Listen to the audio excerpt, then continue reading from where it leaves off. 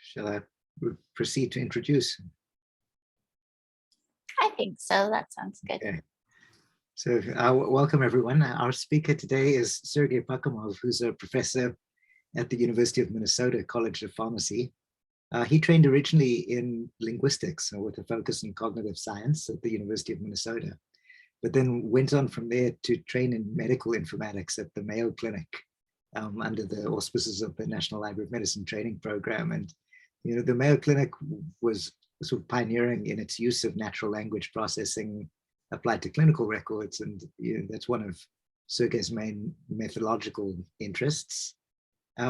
His early work in the area looked at speech and language changes in the context of various forms of dementia and how these can be quantified using methods of computational linguistics. And he was one of the first people in the field to do this, and we've learned a lot from that work about how linguistic manifestations of these diseases can be used to detect them with automated methods.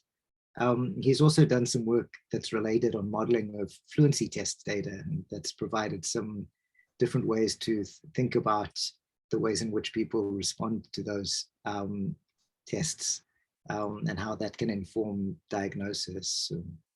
He's also done some seminal work on semantic relatedness, which has to do with understanding how people represent biomedical concepts and how similar or related or unrelated they're perceived as being to one another, which is important not just for our understanding of how people think about things, but also provides a way to evaluate automated methods that have been developed that try to learn those relationships from text. He's also applied his natural language processing expertise to extract information from clinical notes. He's currently part of a large multi-institutional initiative that has tried to enable the sharing of methods and techniques across different institutions to deal with language and clinical notes.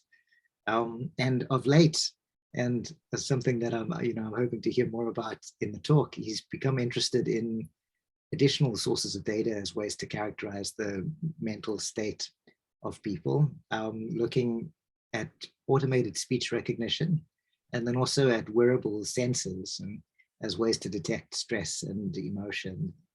So you could say he's broadened his scope of inquiry from like linguistic manifestations of changes in mental state in neurodegenerative disease to more sort of multimodal approaches to looking at the ways in which we reflect our changes in mental states in measurable ways. And with that, I will hand over the floor to Sergei. I look forward to hearing more about his emerging research. Thank you, Trevor. Very kind of you. Yeah, so the kind of work that I tend to pursue sort of falls into these two big buckets. The one bucket that Trevor has mentioned has to do with texts that we find in clinical notes, so clinical reports. And I sort of refer to that as secondary data. So this is data that's collected as part of a clinical encounter, and then we try to use natural language processing methods for extracting information from that secondary data.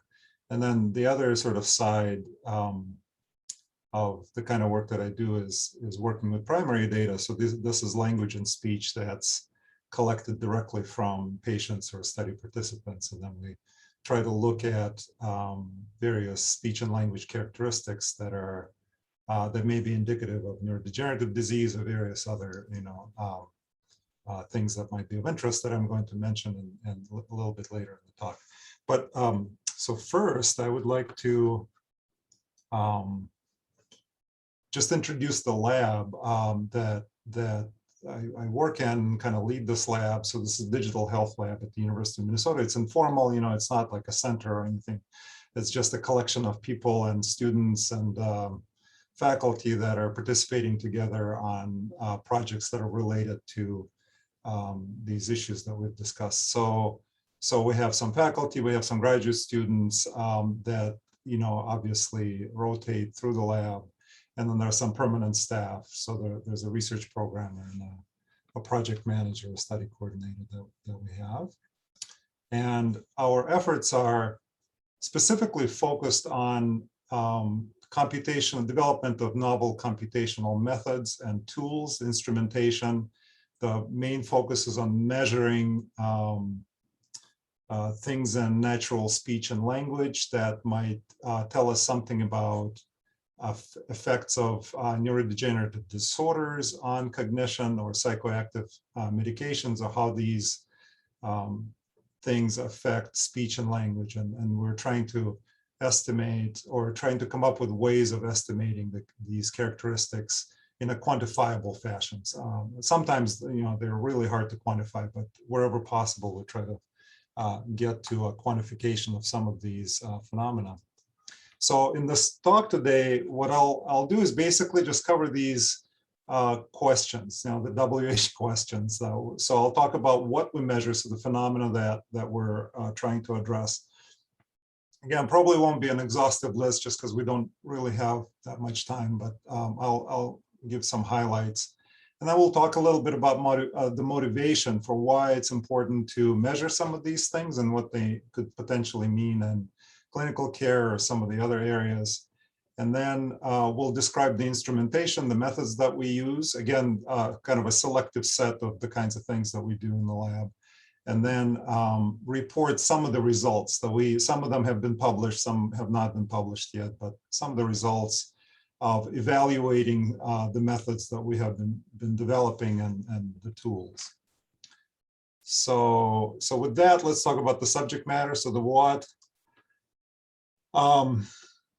So the target phenomena that we go after typically fall into these two categories: linguistic phenomena, so some verbal characteristics having to do with language as a system and a structure. So syntax, semantics, things like syntactic complexity, language modeling, and perplexity measurements that I'm going to describe in a little bit more detail in the next few slides, and things like semantic coherence. I'm not going to talk about semantic coherence all that much, just because this is an area that Trevor and George and some other people that I'm collaborating with have a much more extensive experience with and have worked on. This is a point of collaboration that I just wanted to mention. And then there are some paralinguistic phenomena. So those are nonverbal characteristics that have more to do with conveying non-linguistic information. So these are things like emotion and affect that's can be detected from speech and language, and some of the prosodic characteristics such as fluency, intonation, and stress, lexical stress. So let me give you some examples. Again, these are just highlights. We're not going to go into an exhaustive list here just because of time, but let's highlight some of the language complexity measures. For example, language complexity as a phenomenon. So for example, in this sentence here, the end of life is rightly thought of as a period of meditation. And I'm not saying that this is a true statement, by the way. This is from a book called The Green Knight by Iris Murdoch. She's a famous Irish author that developed dementia towards the later years of her life, and while she was still writing. So this is one of the books that was published sort of during that period of time. And we've done some work with that literature. And so in this sentence, if we were to analyze the sentence for language complexity, we could do a number of things. Some of the things that we have implemented and have played with are these measures of syntactic complexity that are based on the depth of embedding of various syntactic nodes in a syntactic tree. So in order to analyze the sentence, for example, we would first apply a parser, a syntactic parser to it. In this case, we rely on LNLP, constituent syntactic parser. So we get the constituent information and the relationships between the constituents. And now we can calculate various measures of syntactic depth. So for example, the two measures of depth that are in the slide here are Yngve and Fraser depth, that are simply calculated by looking at the position of the nodes in the syntactic tree.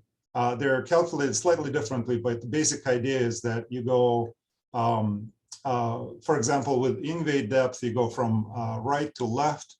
And then for every node under, let's say, the root node, the S node, you assign a value adding a 1 to that value as you go from right to left. So for example, this node here gets a value of 0. This second node on the left under the S node gets a value of 1. And then this node gets a value of 2. And then you continue sort of down the tree. So then you analyze this subtree over here in the same manner. And then once you sort of assigned all of these values to each non-terminal node, so things like noun phrases, prepositional phrases, verb phrases, then for each terminal node, so these are things like nouns, determiners, etc., all you have to do is just go up the tree and sum up these values on non-terminal nodes and then assign them to each terminal node. And then you can calculate either a sum across the entire sentence, so normalize it by the number of words in the sentence and get a mean.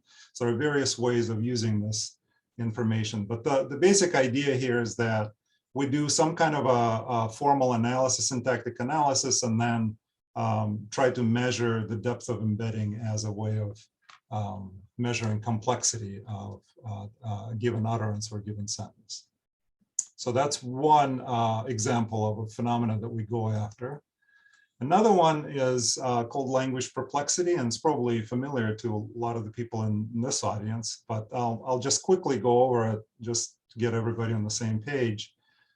So language perplexity is this notion that kind of arises at the junction of statistical language modeling or a statistical language model and novel word sequence or a novel utterance or a sentence that's presented to that statistical language model. And it can be thought of as an inverse probability of that novel word sequence, and measures, informally can be thought of as a measure of surprisal. So how unexpected is this novel word sequences for the model that's been trained on some large amount of text. So, and in this context, higher perplexity means lower probability, means that the model is more surprised, or in other words, there's a poor fit between that word sequence and the model, and vice versa. So for instance, if we take a sequence like I see a boy reaching for a cookie jar and forward it through a transformer language model like GPT-2 large in this case, we would get a perplexity of 60.55. And then if we introduce a syntactic anomaly, so instead of the word jar, we use the word jars, which kind of makes the sentence semantically coherent, but not syntactically correct, then the perplexity of that sequence goes up to 135.09, indicating that there's an anomaly here compared to the previous sentence, the sentence in 1. And then if we were to replace the word jar with something that is grammatically correct, but semantically doesn't make sense, and so let's say we throw in a word like retina in there, I see a boy reaching for a cookie retina, we get a high perplexity of 383.45. So one of the points that I wanted to make here is that, this notion of perplexity is very convenient. It's very interesting to use, and we've used it in multiple studies, and it's very useful. But one has to be aware of the fact that it captures both syntactic and semantic anomalies. So it's very difficult to separate one from the other. And it can even capture stylistic deviations between a given word sequence and the text that the language model has been trained on. So working with perplexity can be a little bit tricky. And need to be aware of some of these issues. But that's another phenomena that we work with. And then I'd like to introduce just a couple of examples of some of the paralinguistic phenomena. So the first one is fluency, and this is a different type of fluency that from what Trevor mentioned before. So there's this notion of verbal fluency, which is basically where you ask somebody to name, let's say, all animals or all words that start with a letter of the alphabet in 60 seconds. And that's in the neuropsychological literature that's referred to as fluency. But that's verbal fluency. So here we talk about fluency in spontaneous speech. So this is how how well the someone's speech flows in a given narrative. And this is where we will have a little bit of an audience participation, hopefully here. So I'm going to have you listen to two narratives. So there are two little snippets. They're very short. And I'd like you to listen carefully and try to count the number of fill pauses. So these are things like ums and ahs that the person says, and also a number of repetitions. So where they repeat a segment of what they just said. And I'll turn up the volume here a little bit. So these narratives are from an actual participant, and I've altered the voice so that it's completely unrecognizable. But in the first narrative, in both narratives, the participant is asked to talk about a scenario. In the first narrative, narrative A, the scenario is that they have a problem roommate and that they need to deal with the situation, and we're asking them to describe how they would deal with this problem roommate who is messy and is not following the rules. And in the second narrative, it's a job interview, so we're asking the participant to basically describe why they would qualify for a given position in a job interview. So here's the first narrative. Oh, I would sit down and have a conversation with my roommate. I would go straight up, front and forward. Look, your friend is constantly here all the time. Yeah, I know you have a lot of feelings for this person, but this person is really using you. I mean, stop, look at the situation. I mean, look what's happening with you with this individual. What is he contributing besides what sex? He needs to pay his own way. Okay, so that's the first narrative. Did you catch the ums and ahs and the repetitions in that? All right, now let's listen to the second one. I think I'm good for the job because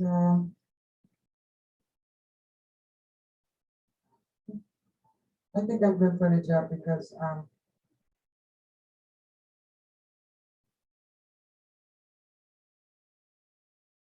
good for the job because I think I would be good for the job because I think you understand the situation. I'm good for the job because Okay. So for narrative A, how many fill pauses did you guys catch?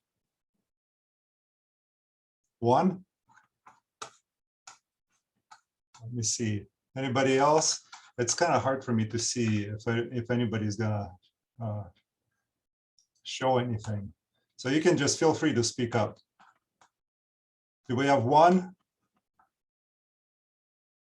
More or less, kind of. It's kind of hard to tell, right? So what about narrative B? 7. 7. All right. And repetitions, narrative A.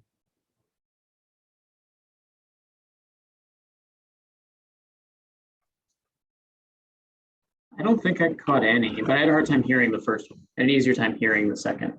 Oh, okay. Okay. There was one repetition there, so, sort of kind of a repetition where the person, it was more like stuttering. They were saying you, and then they just kind of kept going. So it was just one. And then what about the narrative B? Did anybody catch any repetitions in narrative B? Maybe like 4.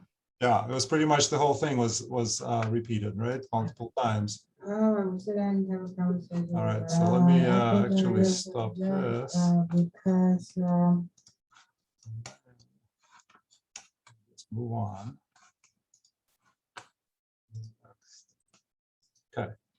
So the difference between these two narratives is the condition that this is the same person about a week apart. And in the first narrative, the condition is baseline. So they're just coming into the lab to do a baseline assessment. There are no medications that they're taking. In the second condition, they are on 200 milligrams of a medication called topiramate, which is used for treatment of epilepsy, but also has these known side effects, neurotoxic side effects that affect language and speech. As you can see, the fluency is heavily affected in the second condition. in the 200 milligram condition, where we see a lot more fill pauses and a lot more repetitions. And just qualitatively, it's a much more disfluent narrative. So this is a good example of the kind of thing that we are trying to quantify, and we're trying to extract that type of information, fluency information from speech, and measure it. Okay, so the next phenomenon is emotion and affect as it expressed in speech. And there are a couple of different ways that people go about measuring these this particular phenomenon. So there's a way to use categories, categorical emotions like happy, sad, angry, neutral. These tend to be easier to interpret and easier to work with, but are much harder to capture and recognize. The accuracies for these categorical emotion recognition systems are usually pretty low, so it's less reliable. And then there are also this notion of primitive emotion scales. So there are typically 3 primitive emotions that are captured: arousal, just the general activity level in the voice; valence, whether it's positive or negative; and dominance, low versus high. And the idea here is that these primitive emotions are easier to capture and recognize. They're quantitative, they're scales, but they're much harder to interpret, although there is some work showing that one can reconstruct some of these categorical emotions from primitive emotions. So that's just as as just an example of what we're trying to measure in some of the work that we do. And we just kind of started in this area of emotion and affect recognition. So it's kind of a new area for us. And then the next phenomenon has to do with mental stress. And it comes up in various contexts that I'm going to talk about when I describe the motivation for some of this work. But just as a phenomenon itself, mental stress is something that is expressed differently by different people in different circumstances. It's a very difficult thing to measure and sort of interpret. We have done some work on measuring mental stress from voice, and there are a lot of other groups that have looked at this. And best I can tell, and based on our own experience and others, it's really, really hard to capture reliably anything having to do with mental stress through speech and language.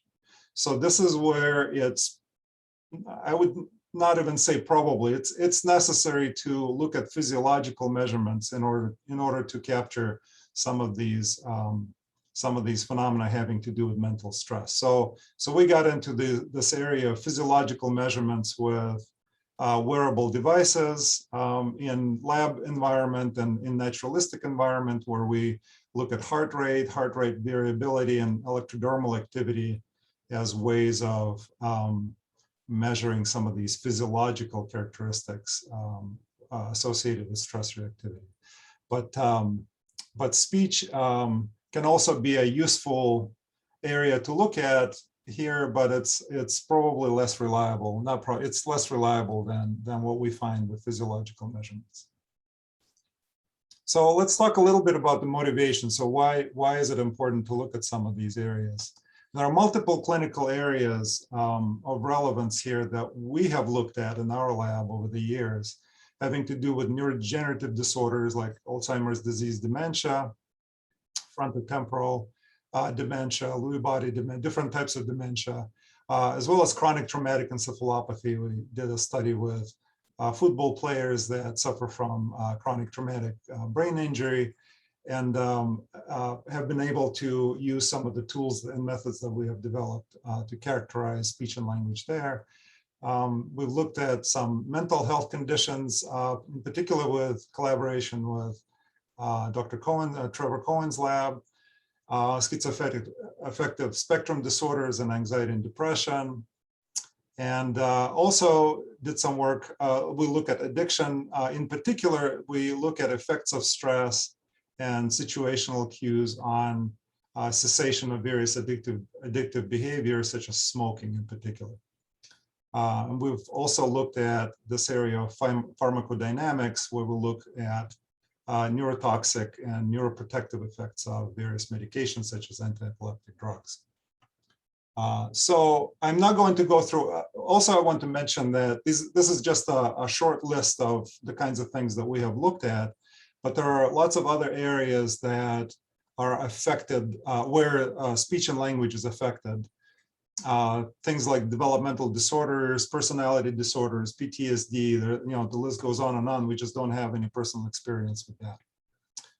So in the next few slides, I'll just highlight 3 of these. So I'll talk about the motivation for dementia, psychopharmacology, and addiction. So let's start with dementia. This is kind of interesting because it was a surprise for me to find out that it's relatively recently, 1984 is kind of the era, I guess, where we started to recognize that language disturbances accompany Alzheimer's disease and dementia in general as one of the first symptoms on initial presentation. And apparently prior to that, language and speech were not really sort of in the focus of any of the work on dementia. But since then, that field has basically exploded. There's a lot of work now on looking at language and speech characteristics in patients with dementia. And there's been a lot of these phenomena that have been pretty well characterized. So things like hesitant speech, anomia, paraphasia, semantic and phonemic perseverations, and coherence of speech.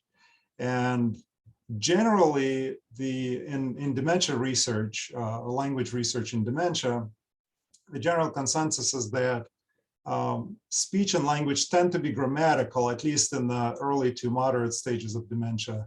But there's an issue with the connection between sort of the language system and the content. So the content of the speech tends to be less abstract, and there are actually the quote that I put on this slide captures that notion pretty well. So this came out in a paper in 1979 in Brain and Language by Schwartz, where it said that the instrumentalities of language in dementia may remain intact, though no longer in the service of cognition. So there's this dissociation between language as a system and a structure, linguistic mechanisms in the brain, and cognitive mechanisms in the brain. That goes on in dementia. Now, in psychopharmacology, it's important to be able to quantify some of these linguistic anomalies in order to do things like early identification of dementia. Right now it's a controversial area where people argue whether it's of any use to try to detect early signs and symptoms of dementia, because there really isn't any disease-modifying therapy available at this point. But there are good arguments for and against that. But it's hard to argue with the fact that if there is a effective therapy that is developed hopefully at some point in the future, then being able to identify the earlier symptoms of this condition would be of paramount importance. And current ways of identifying or picking up dementia are either very expensive or invasive, that involve imaging and cerebrospinal fluid markers. So using language and speech and language is sort of a less intrusive and much easier way to do this. So potentially that can have a big impact in that area.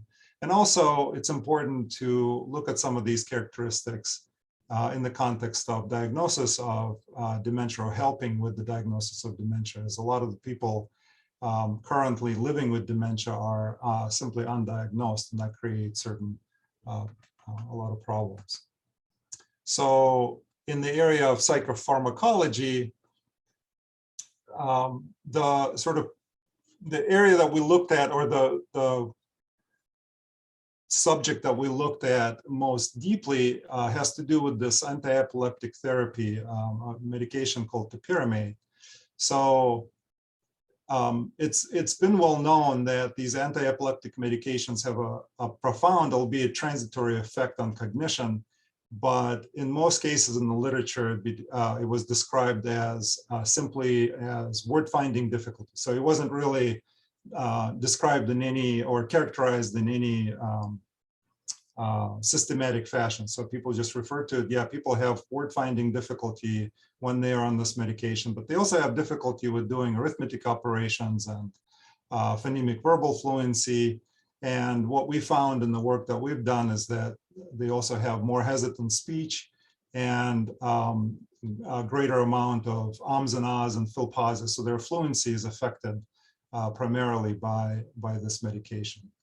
So, and it's important, you know, for us to be able to look, find and track effects of some of these medications, neurotoxic or neuroprotective effects,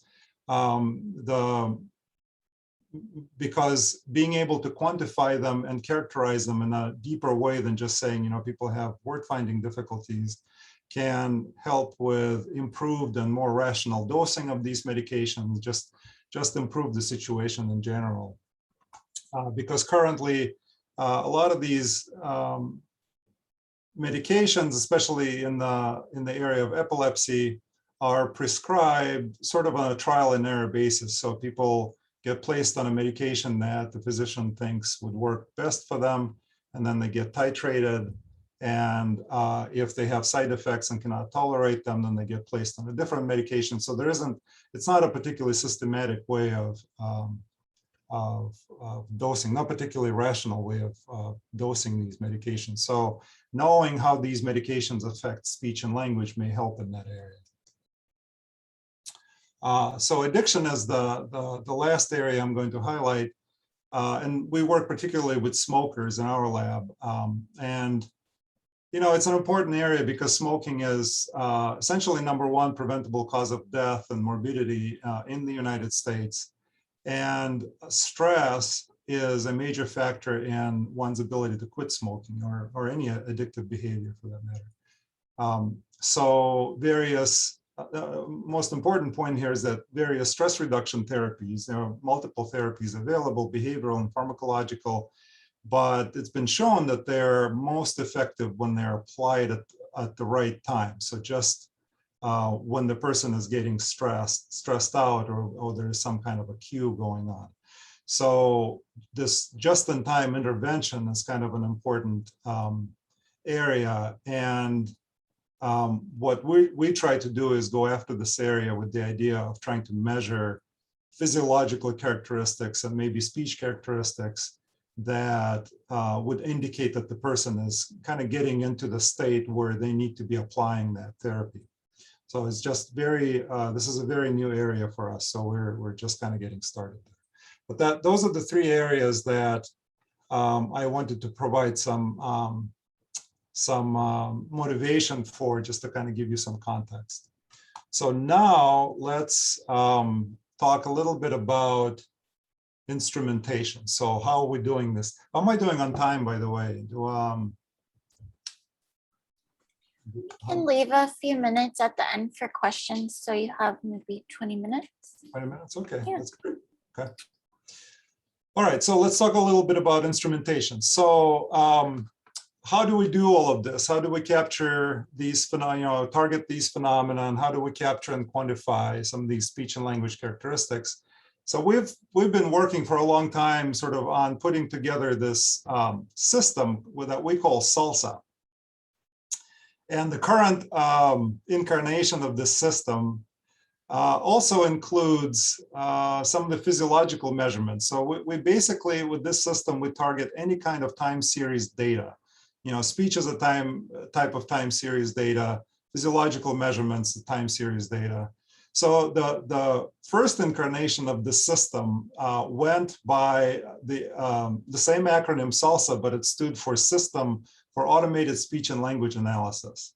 So now that we have broadened the scope of the system, we feel that we probably need to change the title of it, the name of the system, But preferably, like, we really like this SALSA acronym. So trying to stick with that acronym, we just renamed it into Stress, Affect, Language, and Speech Analysis System.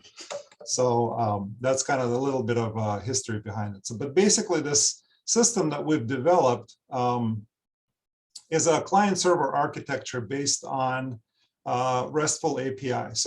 So we have some clients. A client is an application that lives on an iPhone or an iPad or an Android device. And then we have a server that does the heavy lifting and processing of the data that's coming in, storage and security and all of that kind of stuff. So this is the high-level architecture of that SALSA system. So we can receive data through various clients that we've developed, including iOS clients, Android, Windows, and Twilio, which is a telephone service. So the signal from these clients goes to a web services API and gets stored in a database and then goes through an analytical pipeline. And then the results of that analytical pipeline get displayed through an administrator interface and with various services attached to it. We also have added these components here, these wearable devices. And in particular, we have worked with a couple of polar wearable devices, H10, it's a chest strap, and OH1, which is an armband, and Empatica E4, which is also an armband that has a whole bunch of sensors embedded in it. And also this thing called mood metric ring, which is developed in Finland, and it's something that we use to measure electrodermal activity.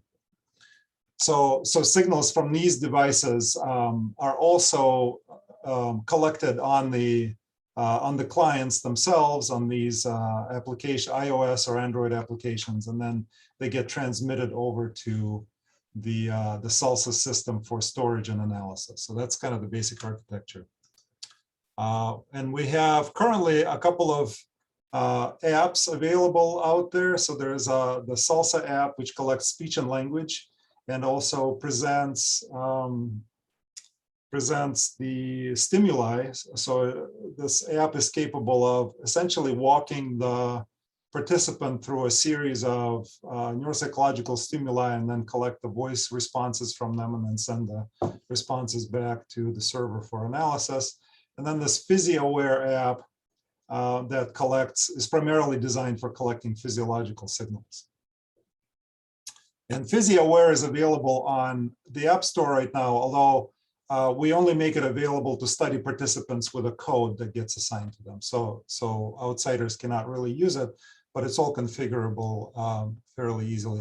And then the SALSA app is still in the testing state, so it's available through test flight. But if anybody is interested in kind of testing and playing with these, we can make these available to anyone who would like to take a look at them. So there are two interfaces that we have put together. There's a study coordinator interface. So this one is designed for the study coordinator presenting the stimuli to a participant in a lab setting, presumably where they're face-to-face. And then there's a self-administration interface where the participant can administer the stimuli to themselves. And the stimuli, you can see here, the stimulus here is a picture for a picture description task, but these stimuli can be just about anything. They can be videos, they can be narratives and text or audio, what have you, whatever the mobile device will support. And then on the server side, we have an administrative interface that helps us track of the data coming in, and various types of processing that we can apply to the data either manually or automatically.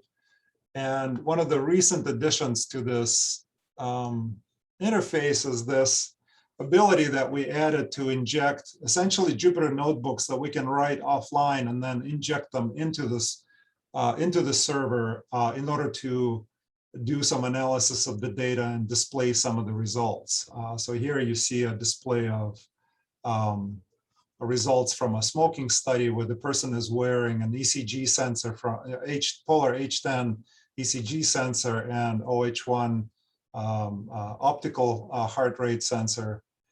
So those signals are coming in, and then they're indicating through pressing a button on their on the app that they smoked a cigarette, at this point in time. So, and all of this data, the visualization can be done fairly easily by just injecting these Jupyter notebooks into the process. That made our lives a lot easier doing it this way.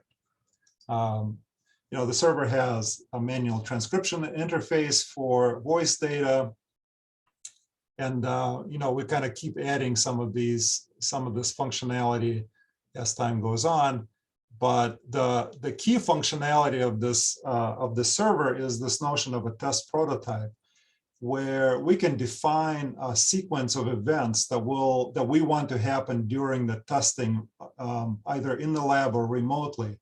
So if we want to present a series of stimuli, different modalities, for example, to a participant remotely through their iPhone, we can define this sequence using a PowerPoint presentation, parameterize it, so we can say, display this picture for this amount of time, collect speech for this amount of time, allow the person to control the collection of speech or not. There are various parameters that we can specify. And then we can upload this prototype onto the server, and this test prototype then gets pushed over to the client devices. So in other words, we don't have to recode the client, recode the app on the iPhone or Android every time we want to change the sequence of the presentation of the stimuli or change the experiment in some way. So we can do it all on the server side, and then it'll get pushed to the clients automatically. So that's kind of a high-level overview of the instrumentation of the SALSA server and SALSA tools. So now let's talk a little bit about the evaluation, how well we're doing with some of these phenomena that I described and some of the tools that we've used. So one of the key elements here, kind of moving towards automating some of these data collection processes and analysis, we have to have a good automatic speech recognition platform in order to, if we wanted to do any kind of automated analysis. So we've put quite a bit of effort into developing speech recognition technology for these purposes, starting with, in the olden days, we used things like Sphinx and some of the other, first generation speech recognition technology. And now we moved over to deep learning platforms such as the Baidu's Deep Speech 2 architecture that we trained here in-house on 5,000 hours of speech. And then that system we evaluated on data that we have from a couple of different sources. This is a cookie theft picture description task where participants are describing a picture.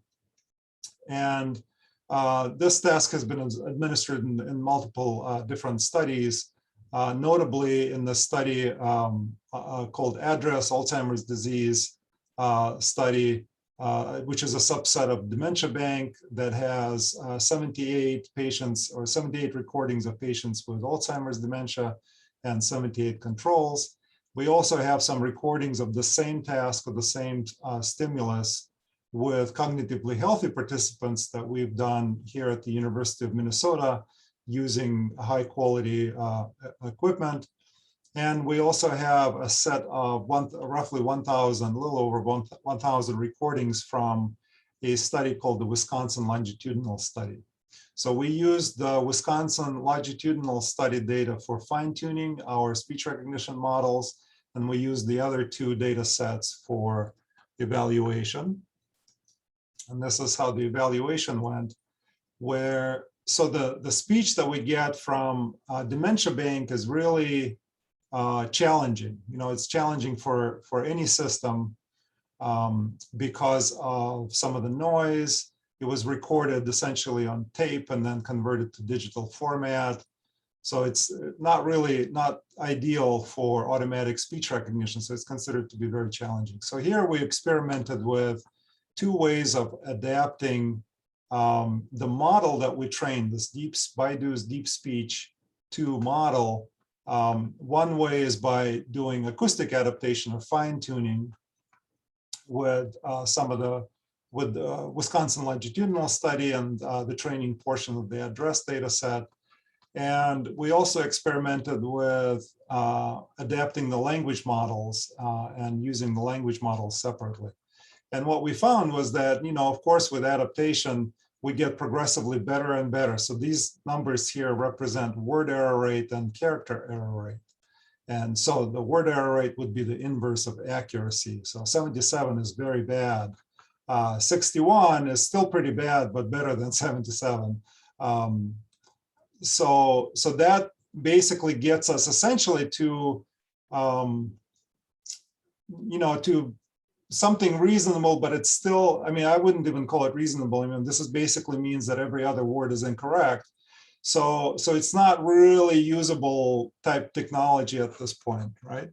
But we also experimented with higher quality signal, higher quality data with these 133 higher quality audio recordings.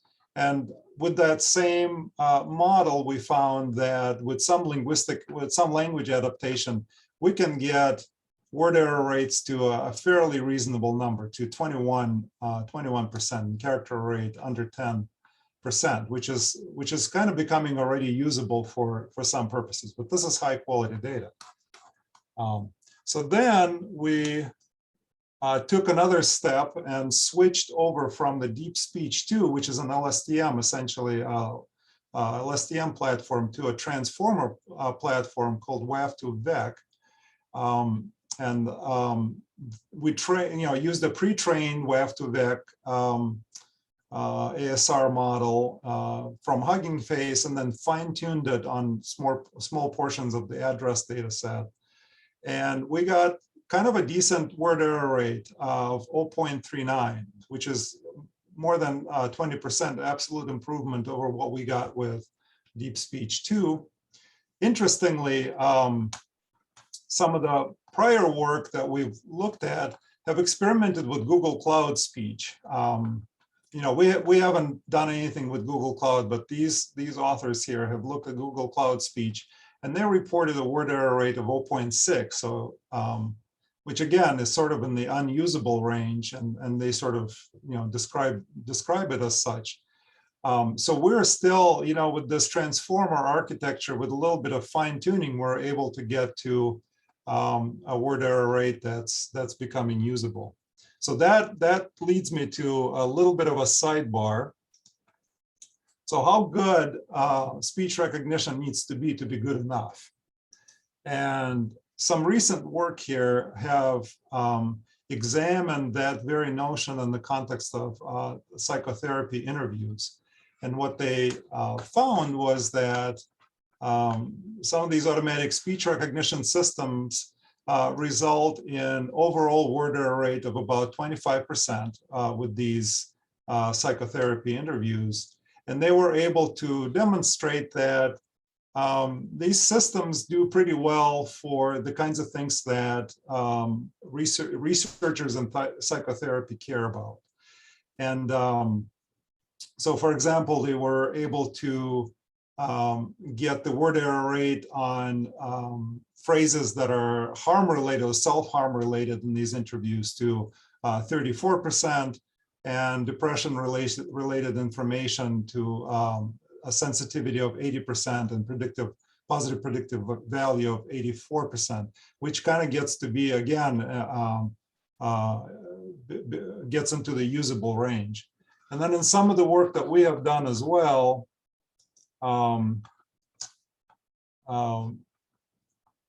where we looked at passive transcription of diaries, patients recollecting verbal hallucinations in the context of schizoaffective spectrum disorder.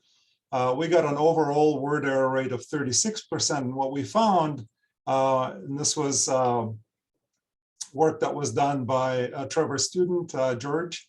I don't know if George is here today or not, but this is his work that was just published recently in Journal of Biomedical Informatics. So what he found was that 40% word error rate is kind of the threshold, kind of the borderline between when automatic speech recognition becomes less useful.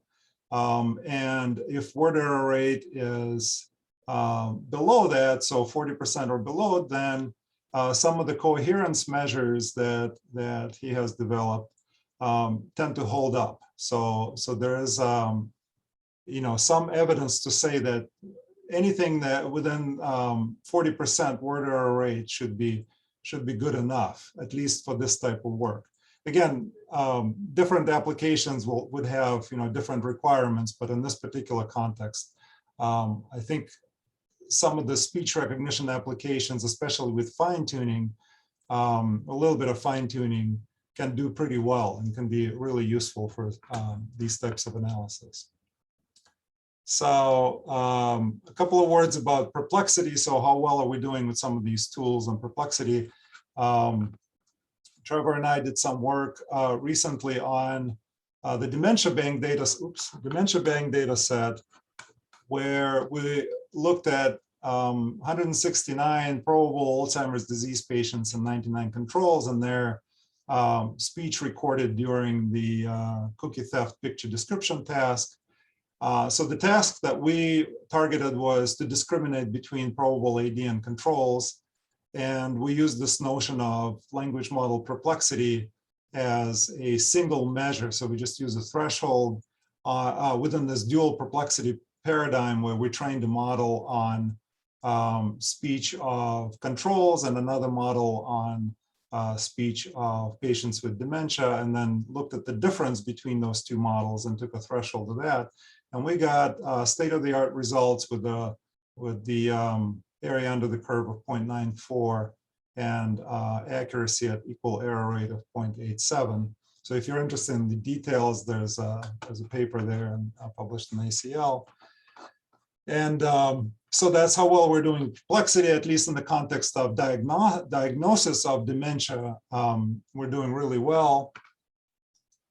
And then as far as fluency is concerned, we did a study, a relatively large study of this type, where we looked at a randomized control trial with 45 healthy volunteers that went through 5 visits, 5 study visits, and they were randomized to receive various medications or placebo. So they were randomized to topiramate, lorazepam, which is the brand name is Ativan, which is we use it as an active control. It's just a calming agent, and placebo. So, and then we did neuropsychological testing at each visit. And this neuropsychological testing included a spontaneous speech task, which was that Trier social stress test task that you heard a couple of samples from before. And we looked at just at fluency. There's lots of other things that we looked at, but I'm just going to highlight fluency here. So we collected from these 45 participants, we collected 594 speeches, and then we essentially counted fill pauses and counted repeated words, just like you did earlier today, manually. And we also did this automatically using automatic speech recognition and fluency detection system that we developed. And this is what we found. So the panel on the left shows repetition density, and the panel on the right shows fill pause density. And on the y-axis, we have SALSA, we have the repetitions, or number of repetitions divided by the total number of words in the narrative.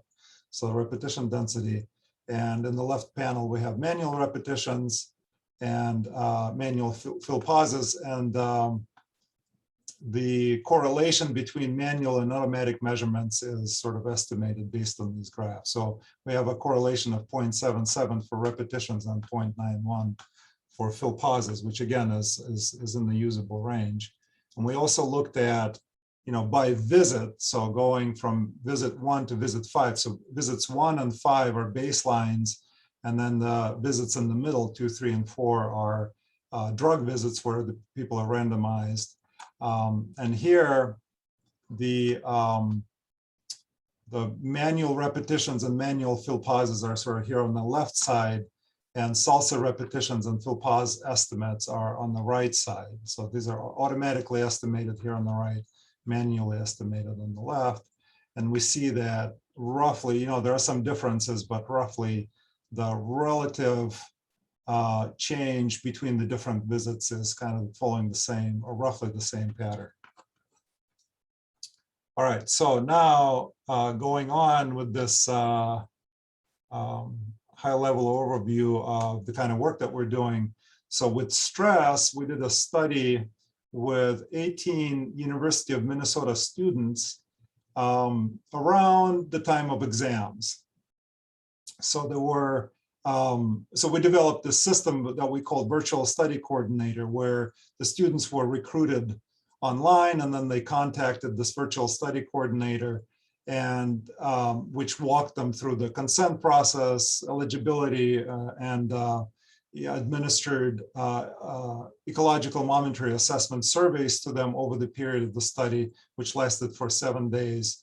And then we also administered these mental arithmetic and verbal fluency tests over the telephone to them, along with reminders for ecological momentary assessment. So all the data, they also wore Fitbits the whole time.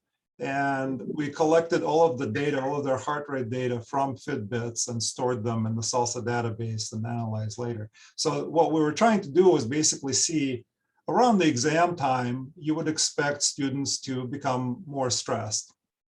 So, Sergei, sorry to interrupt you, but we're almost out of time. I'm almost out of time. All right. Just about it. Yeah, like we haven't really left much for questions, but I was wondering if anyone in the group had any, or if you think of any, I can forward them to Sergei and get some response from him in the meanwhile. I'm not going to ask because I meet with Sergei a couple of times a week in the context of our various collaborations. Okay. Yeah, I mean, I can pretty much finish on this slide.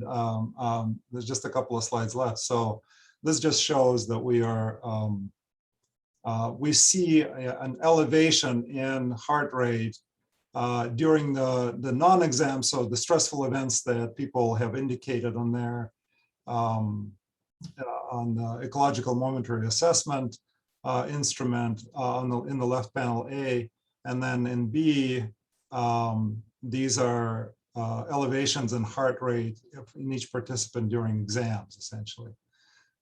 So it's kind of an interesting study where we saw that tools like Fitbit, even combined with the technology and the infrastructure that we develop, can give us some usable and interesting data. So I'll stop here.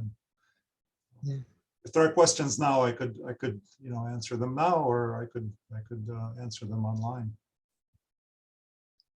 I'm holding out. I mean, I'll fire off a quick one while other people compose. I was curious about the example you showed with recordings, right? Like when you compared human judgment of counting of repetitions and counting of pauses with the machine, and I was wondering how accurate you think your human evaluators are. Like I found it quite a difficult task to do.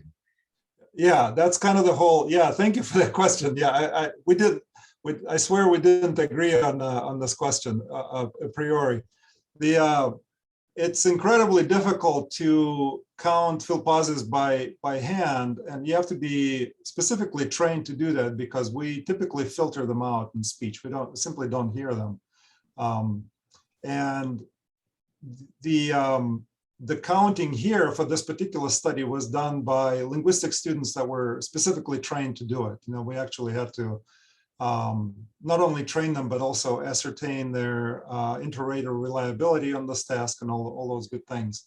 So these were trained. But if you were to do this, just take a person off the street and try to have them count disfluencies in some of these narratives, you wouldn't get very reliable data at all.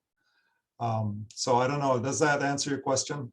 Yeah, it does. Like yeah, and it's the whole point of using some of this automated or trying to automate these estimates. It gets even worse with trying to estimate the hesitancy. So if you wanted to know the average or the mean length of pausing in somebody's speech, that becomes virtually impossible to measure by hand, in large chunks of speech or large portions of speech. Yes. So yeah. Well, I don't know. I think we're pretty much out of time at this point, so we need to wrap up for the day. But if anyone had any questions that they didn't have the time to articulate,